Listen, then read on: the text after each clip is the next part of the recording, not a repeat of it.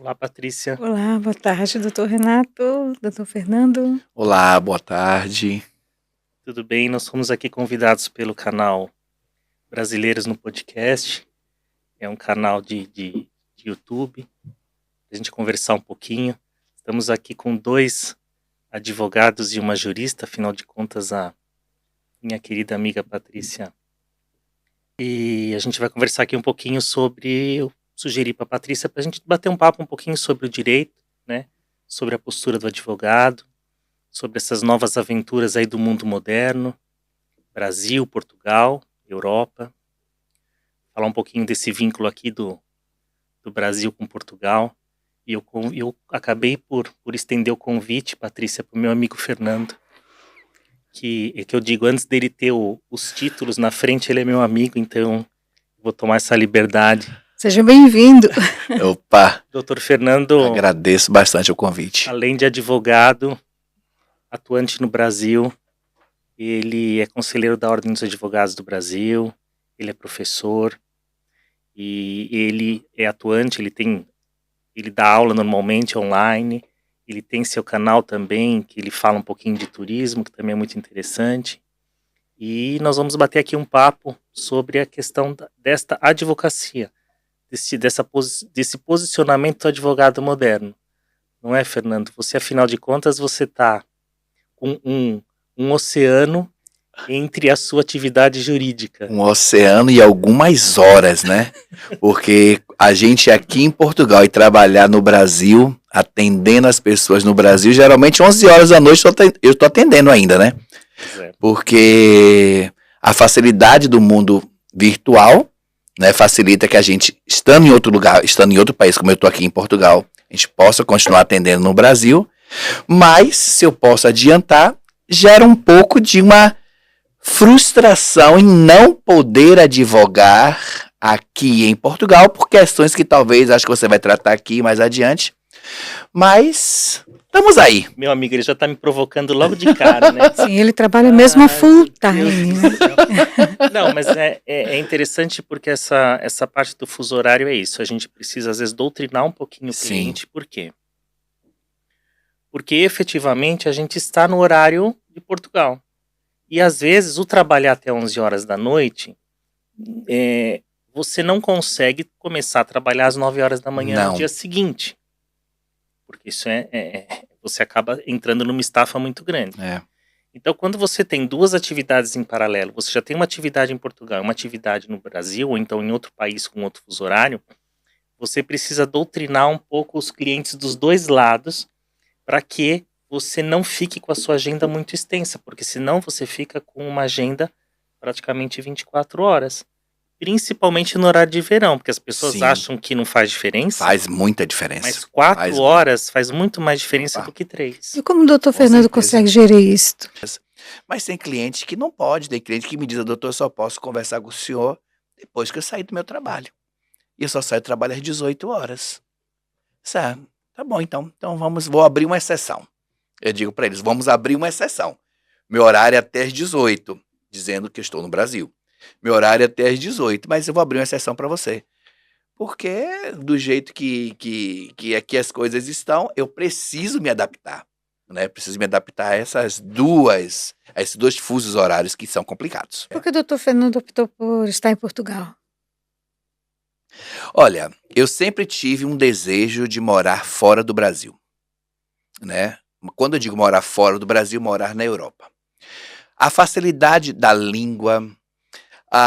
Quando eu pensei em vir para cá, havia possibilidade de eu advogar aqui em razão do acordo de reciprocidade e por ter alguns parentes também que moram aqui em Portugal. Eu tenho uma parte da família que é daqui de Portugal, aqui do norte de Portugal. Então, eu vim para Portugal. Bom, é o seguinte.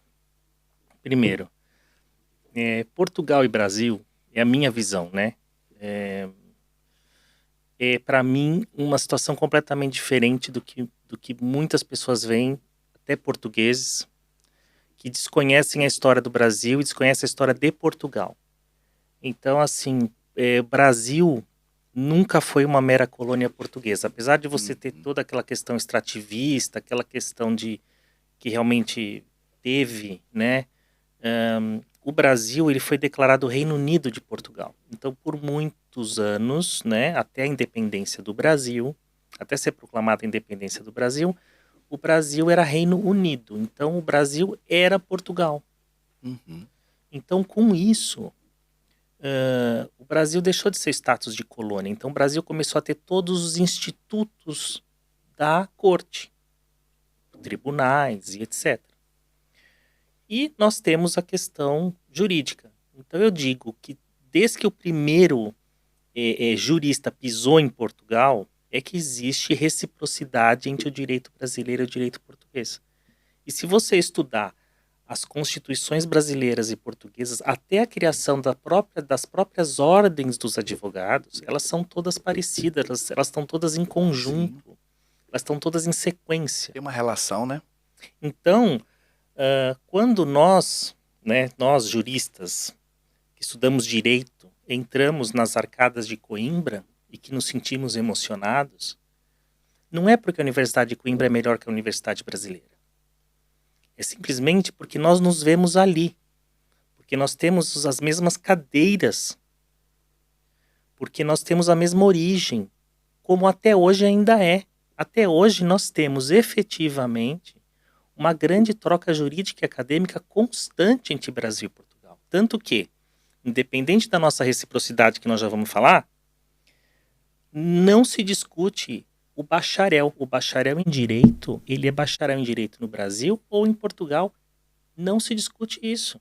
Você fez uma faculdade de Direito no Brasil e em Portugal, é igual.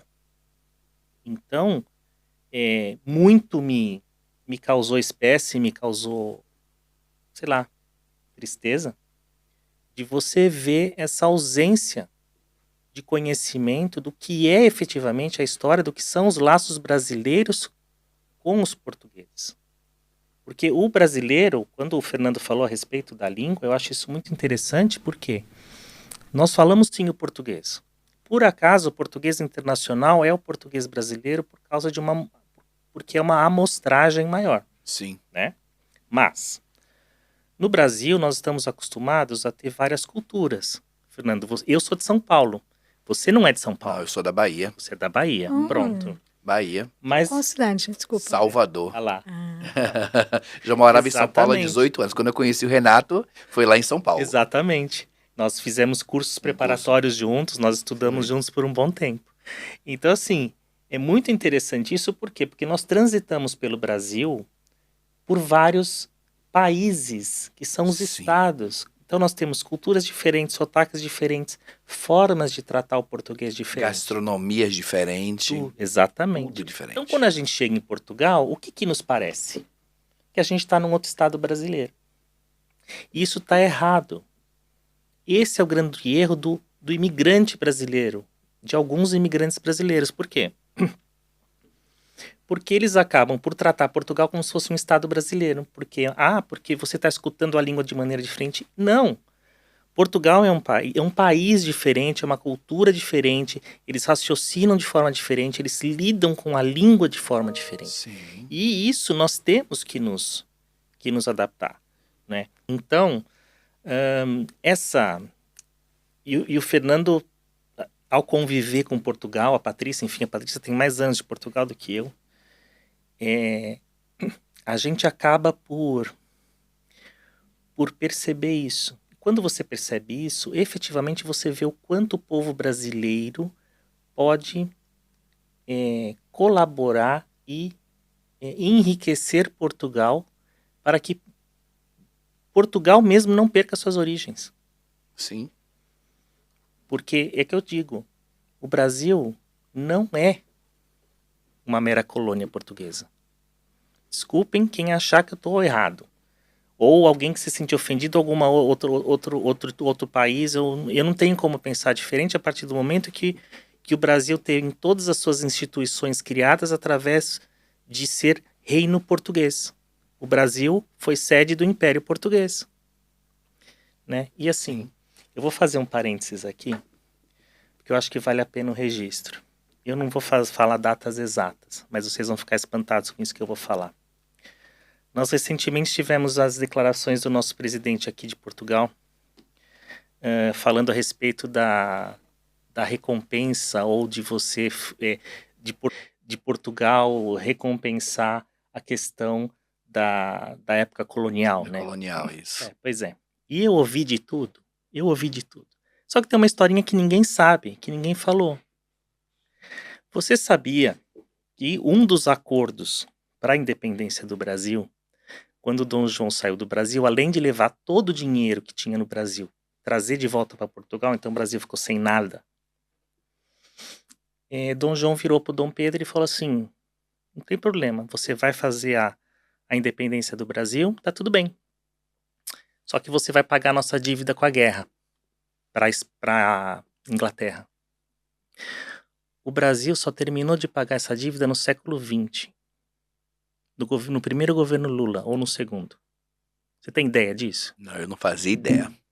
Eu não Também fazia não. ideia. Tô sabendo agora. Pronto, então antes... Por cima eu já ouvi falar alguma coisa, mas eu Pronto. não valorizei quem Eu estava não- falando. Então, antes do ideia. pessoal ficar discutindo muito a despesa que Portugal teve com as gêmeas, né? Então, pera um pouquinho, né? Os impostos brasileiros pagaram a guerra da invasão do Napoleão em Portugal. Porque o Brasil é que pagou a dívida de Portugal com a Inglaterra. E quem terminou de pagar? Agora. Então, nós passamos alguns séculos pagando, né? Opa, Pelo menos uns Sim. 2. Séculos e séculos, amém. Pelo menos uns 2. pelo menos 2 Isso séculos. isso ninguém fala, porque a história vai sendo esquecida, então quer dizer, fica uma coisa muito, muito aberta, né? Então, assim, a relação Portugal-Brasil, para mim, sempre foi algo muito mais profundo do que isso. E aí, quando você entra na advocacia, é pior ainda, Fernando. Porque como advogados, a gente faz um juramento, né? É, Só que você jura defender a lei, você jura defender o Estado de Direito, você vai defender os direitos humanos, mas da onde? Em Portugal, eu vou defender de Portugal, porque afinal de contas eu sou Sim. advogado português. Agora, se eu atravessar a fronteira e for o Brasil, eu vou defender a Constituição De lá. brasileira. Sim. Se eu resolver me licenciar ou em outro país da Europa, eu vou defender aquela legislação. Então, a posição do advogado é uma posição muito séria. E eu vejo que muitos colegas não têm ideia da profundidade da nossa profissão. Sim. E nós estamos perdendo qualidade. Porque se hoje você às vezes chega num lugar e advogado é sinônimo de malandragem, a gente não pode se contentar com isso. Quando eu escuto esse tipo de comentário, a minha reação é inerte. Para a pessoa perceber que eu não vou manifestar sobre isso. Porque é impossível. Nós, advogados, sim, temos um grande poder. Nós aprendemos a lidar com a essência da sociedade, Fernando. Sim. Né? Sim. Você com dá aula, certeza. você é professor, eu também gosto de falar, gosto de explicar para as pessoas. A gente tem esse poder. Você lida com a origem da sociedade. Sim. E a partir do momento que você faz isso, gente, você tem um grande poder na mão. Agora, os advogados que não sabem fazer isso de maneira adequada têm que ser punidos. Mas a gente não pode generalizar. Não dá. É assim como existem advogados não tão bons no sentido ético, existem médicos não tão bons no sentido ético. Exatamente. Existem claro. dentistas, existem professores, existem engenheiros e etc. A gente não pode generalizar, achando que todos os advogados, eles não são tão éticos quanto alguns dizem, porque eu tenho certeza que os não éticos são exceção. Acho que a maioria dos advogados são pessoas éticas, são pessoas sérias, são pessoas comprometidas em fazer aplicar a lei ao caso concreto, em fazer valer os direitos humanos e prevalecer sempre a Constituição. É isso que nós estudamos, né? E é isso que nós defendemos, como você colocou. Pensar que o advogado brasileiro, agora falando aqui, brasileiro em Portugal, não são éticos, não agem de forma correta, eu acho que é um grande equívoco, é generalizar, né? E isso não pode acontecer, porque além de macular a imagem do advogado, Ele atinge o ser humano que está por detrás daquela profissão, né? Então nós precisamos respeitar, sim, as pessoas, seja brasileiro, seja advogado brasileiro, seja advogado português, e até, né, Renato, tanto a nossa OAB quanto a OA, ela possui um órgão competente para punir aquele advogado que, porventura, descumpra o código de ética. Tribunais Então, de ética, vamos entrar numa outra discussão, que aí eu já vou, eu vou pegar teu gancho. É assim, muito me causou espanto nas atitudes da atual bastonária da Ordem dos Advogados, quando eu vi essa questão da reciprocidade, porque ela bateu de uma forma nos advogados que tinham inscrição no Brasil, que me causou muito susto, porque ela gerou efetivamente, ela criou uma discriminação dentro de uma classe que luta contra ela. sim, Então é inadmissível nós termos no mundo jurídico polos de discriminação dentro da nossa classe. da classe. Então, e sob argumentos dos quais eu não concordo. Porque, primeiro, ela claramente discutiu a qualidade do advogado. Isso é indiscutível, porque nossos bancos jurídicos são os mesmos, as diferenças são mínimas, as diferenças são, como é que eu vou dizer aqui? As nossas diferenças são de local, as nossas diferenças são de prática. De cunho processual, talvez. Cunho processual. De cunho processual. Primeiro, sim, um advogado português não sai da faculdade aprendendo a mexer no sistema sítios. Quem sabe, quem advoga em Portugal sabe que o sistema sítio é o sistema eletrônico. Um advogado português não sai da faculdade de Direito sabendo ir a conservatório para trabalhar. Um advogado brasileiro também não sabe fazer isso. O advogado brasileiro, melhor, sai da faculdade e não sabe o que é um PJE. Exatamente, que seria o equivalente aos sítios isso. em Portugal. Agora, o que acontece? Ela falou que 10% dos advogados inscritos em Portugal eram advogados vindo pela reciprocidade. Primeiro, eu acho 10% uma amostragem muito pequena, porque nós estamos falando então que 90% dos advogados inscritos em Portugal são de origem portuguesa. Ponto. Tá bem. Desses 10%, ela falou que tinha muitas queixas éticas. Eu falei, tá bem, mas 10% de 30, arredondando, são 3 mil. De 3 mil, quantas queixas éticas? Isso. 3 mil queixas? 100% dos advogados inscritos em Portugal têm queixa ética? Não, então calma. É possível. Não é possível. Não. Então nós temos aí uma questão menor ainda. A ineficiência de verificar se o advogado está cumprindo, está ferindo o código de ética é de quem? De quem tem que fiscalizar. Pois é. Bom, e aí você coloca um estigma como, primeiro, o advogado brasileiro, que vem de uma origem brasileira, de uma faculdade brasileira e tem uma inscrição na ordem brasileira, Brasil. tem que trabalhar apenas com imigração. Não, ele tem que trabalhar só para brasileiros. Também não tem. Por quê? Porque ele tem uma inscrição na ordem portuguesa, ele pode fazer o que ele quiser.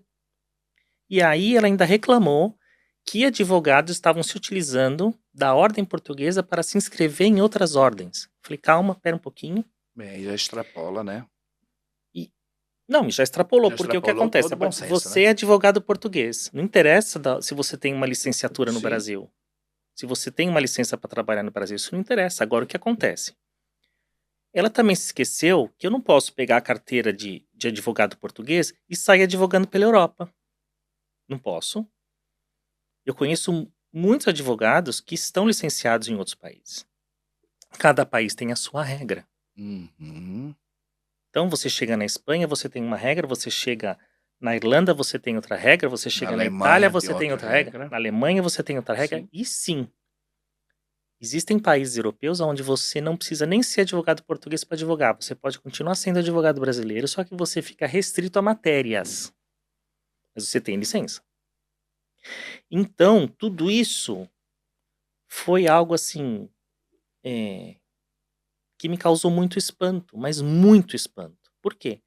E também ela também não verificou o respeito pela origem da instituição.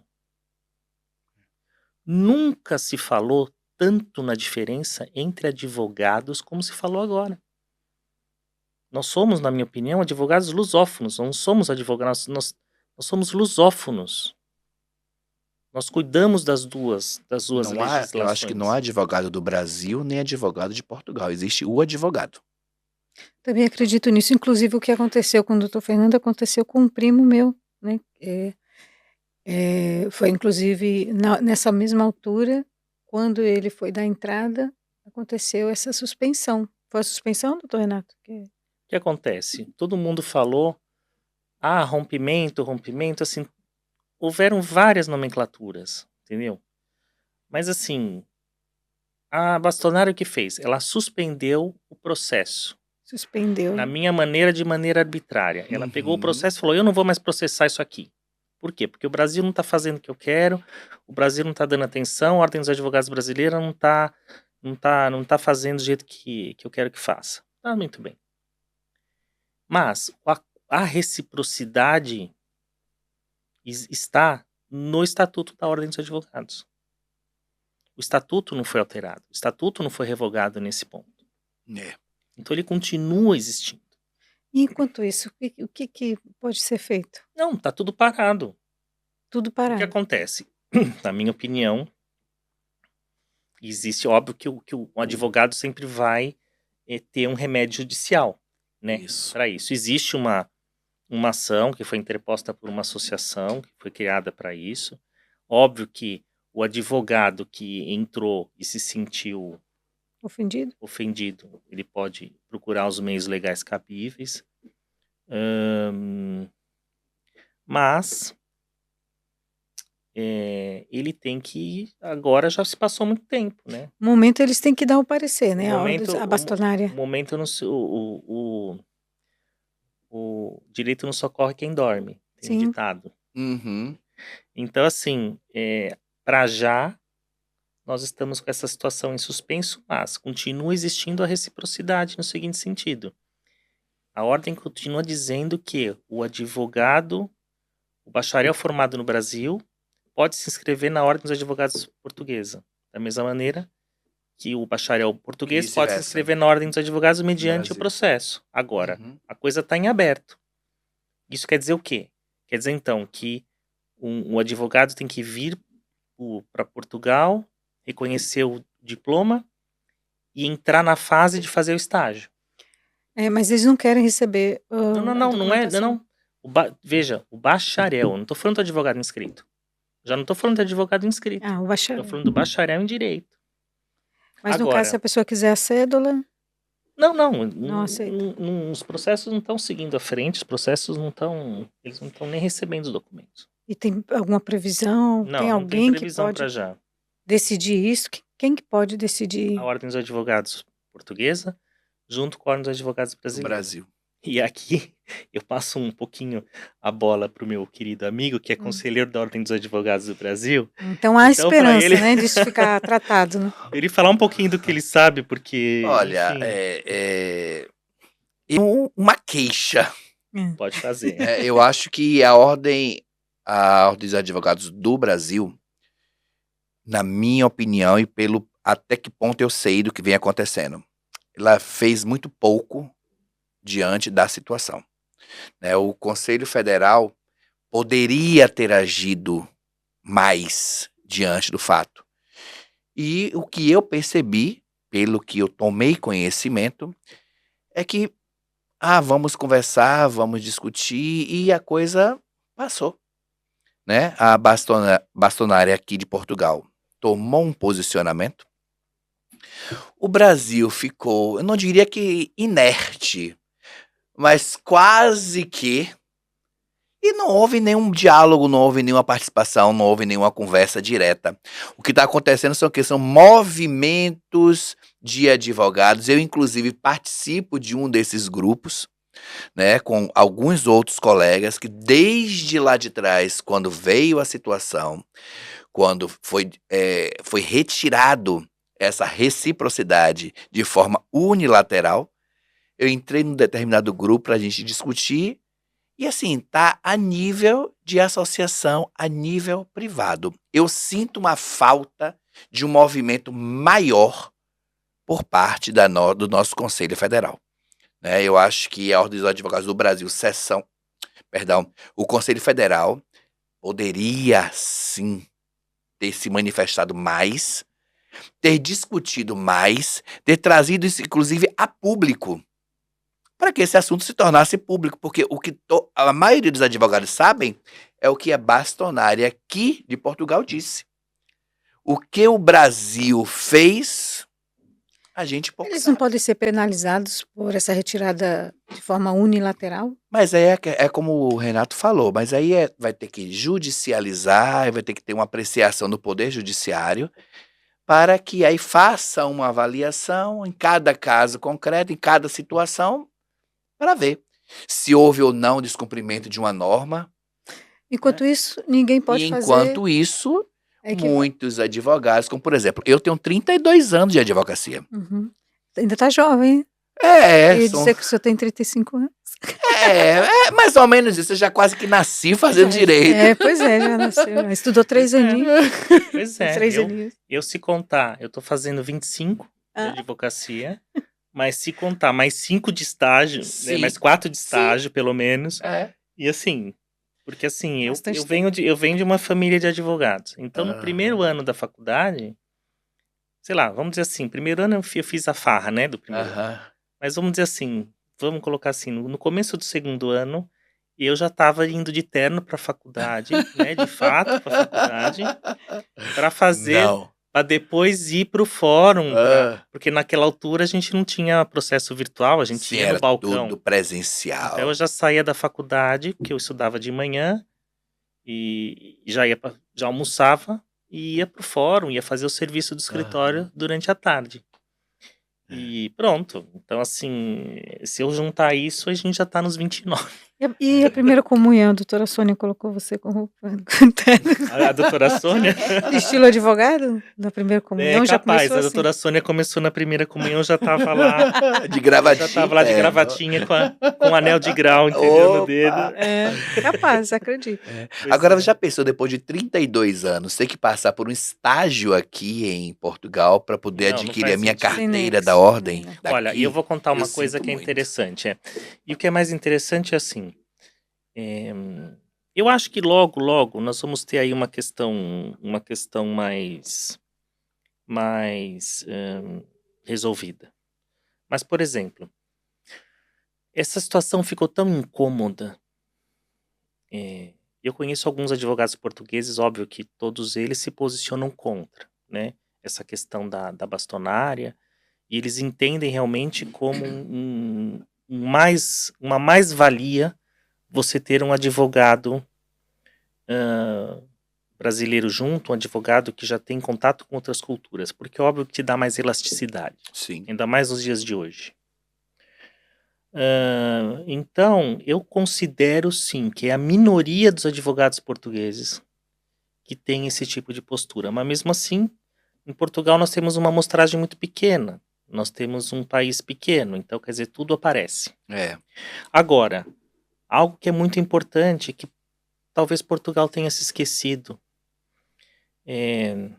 quando você vai falar com advogados de outros países, e você fala do direito deles, eles olham para você com orgulho.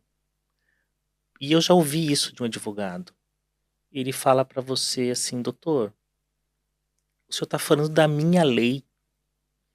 O senhor saiu do seu país, o senhor já sabe a sua lei e o senhor está querendo aprender a minha. Então isso quer dizer que o senhor está valorizando a minha lei, o senhor está vindo aqui para defender a minha lei. Então, assim, será que isso não passa na cabeça de alguém, ou dos advogados, ou até da senhora bastonária, antes de se preocupar com questões menores? Né? Isso existe em outros países da Europa. Então, assim, é um sinão esquecido que não poderia ser, porque nós estamos sim aqui, como eu falei antes, nós estamos aqui defendendo a lei portuguesa. Sim. Né? Sim. Semana que vem eu vou fazer parte de um congresso luso-brasileiro, onde eu vou falar da lei portuguesa, eu não vou falar da lei Da brasileira. lei brasileira, né? Claro, você é advogado aqui também. Exato, então o que acontece? Você acaba tendo uma visão muito diferente e, na realidade, eu estou valorizando a lei portuguesa. E Sim. quantos artifícios da lei brasileira já não são, aos poucos, incluídos em Portugal, que são benéficos? Né? Sim. Então, assim, nós temos aí muito que trocar. Então, eu acho que me decepcionou essa atitude, eu não gostei, assim, eu acho que, enfim, a melhor mensagem que a gente leva da democracia é que a gente tem que votar. Se a gente vota errado, daqui a pouquinho a gente pode votar de novo. Com certeza. Agora cabe também aos advogados brasileiros agora ficar atento. Uhum. E eu vou te dizer que ela fica até 2025. Pronto, o ano que vem. E eu vou dizer que ela teve muito voto de advogado brasileiro. Então. Eu não gosto dessa nomenclatura. Eu não gosto disso. A gente está precisando repetir isso, mas eu não gosto de falar advogado brasileiro, advogado português. Eu não gosto disso. Você fala do advogado de nacionalidade brasileira. Nós somos advogados. Entendeu? Uhum. Advogados. Então, só para pontuar, né? Que tiveram alguns colegas nossos que votaram nela. Votaram. Uhum. Então. E eu conheço muitos. E votaram mesmo. Então, assim, acreditaram que ela ia fazer algo diferente. E fez. Pois é. Mas enfim, como eu digo, daqui a pouco tem eleições novamente, nós estamos nós podemos escolher o que pode acontecer. Sim. Né? Eu acho que é um desafio. Talvez o motivo foi o resultado que tiveram, se calhar. Nós temos um desafio, né? Independente disso, a nossa profissão nos traz agora muitos desafios. Porque nós colocamos aqui logo no começo, o Fernando é um advogado que pode dar, ele é professor, então ele dá aulas, e ele pode dar aulas de onde ele quiser. Ele está advogando de forma online. Eu sou inscrito no Brasil e em Portugal. Eventualmente vou para outros países da União Europeia para resolver algumas questões para clientes. E o mundo nos coloca de uma maneira completamente diferente. Essa advocacia que nós temos hoje, nós não vislumbrávamos isso, Fernando. Opa, claro. Imagina que formei em 1992. Fernando, a sua advocacia, quando eu me formei... Pelo amor de Deus. A sua advocacia não era diferente da minha. Porque, ela por muito tempo, ela ficou muito igual. Sim. Qual que era a mudança que a gente tinha? Por exemplo, eu ainda fiz datilografia, o Fernando também fez, né? Eu também fiz datilografia. Eu fiz curso de datilografia. SDFG. Eu já peguei ata de audiência com aquela folha azul carbonada. Pois é, eu tinha que fazer petição com aquilo. Pelo amor de Deus. Tínhamos que ir correndo pro fórum, porque fechava às 18 horas, tinha que protocolar. Aí nós tivemos o advento do computador. Sim. Opa. Quantos advogados não queriam usar o computador de jeito nenhum? Muitos. Tiveram que se render. Aí nós tínhamos lá as impressorinhas matriciais. Isso. Barulhentas. Uma beleza. Eu lembro. Matricial padrão. Uma beleza. Olha, sabe o que eu fazia? Você tem noção? Que eu tinha uma impressora, eu colocava a petição inicial um papel timbrado na impressora matricial e depois a cópia era naquele papel contínuo. Sim. Sem comentários. Isso aí a gente tá falando coisa muito antiga já. Não, mas vocês são velhos? São velhos. Nessa época eu trabalhava no escritório. Nessa época eu não era nascido ainda. Nessa época que vocês estão contando, não era nascido ainda. Eu era da época do ábaco. Aí depois eu me formei cedo em contabilidade. Aí depois viemos pro fax. Apareceu fax, apareceu computador. Aí começou a ter internet. Tá. E o barulho da internet. Barulhinho. O modem conectando. Aí você tem... Mas veja só, nós estamos falando de 30 anos de profissão, de 25 anos de profissão. E olha só, hoje Quanta coisa mudou. o meu escritório está aqui. É isso. O meu Exato. escritório está aqui, Eu estou Verdade, aqui é verdade. e o meu escritório está lá no Brasil. físico. Olha só. Escritório físico. O físico, O sim, seu o físico. escritório? O escritório físico. O seu escritório está onde o você escritório quiser. físico. Imagina. O nosso Quanta coisa. escritório está onde a gente quiser. Sim. Então, assim, isso você fala no uau. E agora tem o seguinte, no começo, os advogados faziam servidores, eu tinha servidores com alta capacidade, eu tinha no meu escritório, sei lá, 8, 10 máquinas de computador Nossa. ligadas em rede E de o cabo. ar-condicionado geladíssimo para não estragar. Em rede de cabo coaxial, depois em rede desses cabos que a gente já tem hoje, mas que não tinha Wi-Fi. Aí o técnico tinha que ligar direto, tinha um técnico dar suporte. Aí depois apareceu o Wi-Fi. E aí, hoje, nós estamos com... E a gente não podia colocar nada na nuvem, porque nuvem não era seguro. Não. Como é que eu ia deixar os dados dos meus clientes na nuvem? Hoje não. Pendrive, passou pela época do pendrive, HD externo. Tudo. Lembra do disco? Do disco. Tinha Opa, um antes disco. do pendrive tinha o... Como é que chama aquilo? Disquete. Disquete. Não, tinha um disquete, depois do disquete, como é que chamava? Tinha um CD. É o CD. Tinha um CD. Mas antes tinha um disquete, aquele pretinho. Então, Tinha uma mas fita. isso já não eram formas tão... Mas eles eram frágeis, né? Que foi o começo, Eles né? eram Foi o frágeis, começo. mas dava defeito, dava erro. E você não tinha essa questão de documentos virtuais. Você, quando muito, você tinha suas peças processuais nesses arquivos. Você não tinha documento de cliente. Você não fazia um scanner em PDF para guardar. Hoje a gente não usa mais documento físico, praticamente. Não. Agora, isso foi tudo muito rápido. E agora, hoje é muito mais seguro você ter seus documentos, as informações pessoais dos seus clientes numa nuvem, porque a nuvem tem um contrato onde ela tem a obrigação de proteger aquilo, e você informar para o seu cliente, né? Você também tem a obrigação de proteger os dados do seu cliente. E nós estamos numa revolução, e a advocacia está acompanhando tudo isso. Nós estamos aí num mundo cada vez mais online, mais dinâmico, mas cada vez mais o advogado precisa se firmar, porque hoje nós temos o Google. Só que o Google é uma receita genérica para as pessoas. Sim. O advogado é o tradutor do Google, porque nós pegamos, entre aspas, o que está no Google, porque a gente sabe o que está lá e sabe a lei, que é o que o cliente, entre aspas, vai passar acha. segurança jurídica, né? É o que o cliente, entre aspas, acha, que é o caso dele, né? Porque ele vai lá e põe e acha que é aquilo.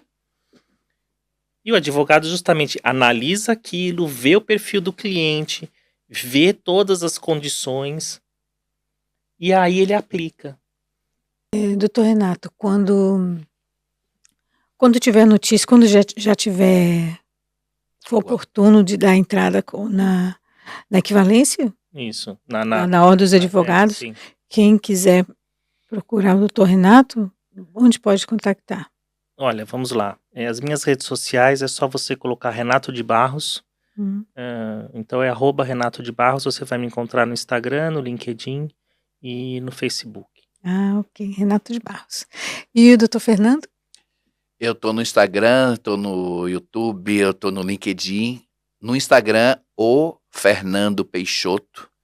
Né? Hoje, aqui, lá no Brasil, advocacia trabalhista e também prestando assessoria para brasileiros que estão querendo vir para Portugal. Muito bem, muito obrigada. Né? Eu sou o Dr. Renato de Barros. Eu quero convidar você para participar aqui do canal Brasileiros no Podcast. E não só brasileiros, porque nós colocamos isso aqui, é um canal para toda a gente. Estamos em Portugal, direto da cidade do Porto.